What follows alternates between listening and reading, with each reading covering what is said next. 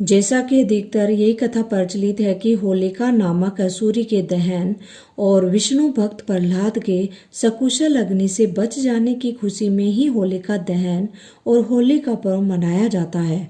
परंतु इसके अलावा भी होलिका दहन से जुड़ी कई पौराणिक कथाएं हैं।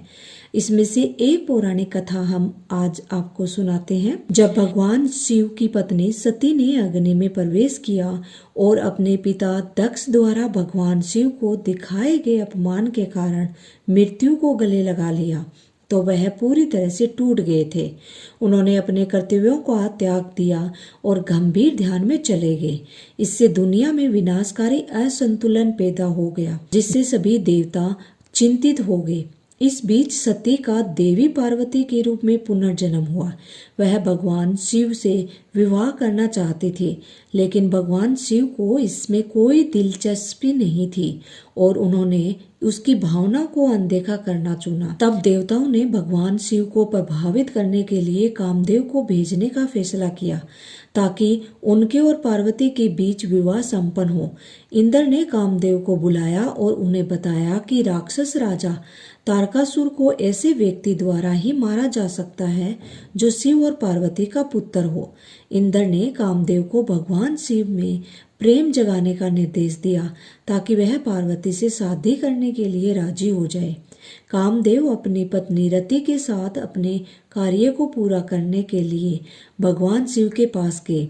उस स्थान पर पहुंचने के बाद जहाँ भगवान शिव अपने ध्यान में लीन थे, तभी कामदेव ने पार्वती को अपनी सखियों के साथ आते देखा। ठीक उसी क्षण भगवान शिव भी अपनी ध्यान समाधि से बाहर आ गए थे। कामदेव ने भगवान शिव पर अपने काम बाण से प्रहार किया, जिसका उन पर गहरा प्रभाव पड़ा। भगवान शिव पार्वती के अद्भुत सौंदर्य पर मोहित हो गए और उनका हृदय उनके लिए प्रेम से भर गया। लेकिन साथ ही वह अपने व्यवहार में अचानक आए बदलाव से हैरान थे। भगवान शिव ने अपने चारों ओर देखा। उन्होंने देखा कि कामदेव हाथ में धनुष बाण लिए बाईं ओर खड़े हैं। अब उन्हें पूरा विश्वास हो गया था कि यह वास्तव में कामदेव ने ही किया है। अत्यंत क्रोध के परिणाम स्वरूप भगवान शिव की तीसरी आंख खुल गई और कामदेव भस्म हो गए। कामदेव की पत्नी रति फूट फूट कर रोने लगी। उन्होंने शिव से अपने पति को जीवित करने की गुहार लगाई। उसके बाद देवताओं ने भी भगवान शिव के पास जाकर उनकी पूजा की। उन्होंने उन्हें बताया कि यह कामदेव की गलती नहीं थी। उन्होंने उन्हें तारकासुर की मृत्यु का रहस्य भी बताया। तब देवताओं ने उनसे कामदेव को एक बार फिर से जीवित करने का अनुरोध किया।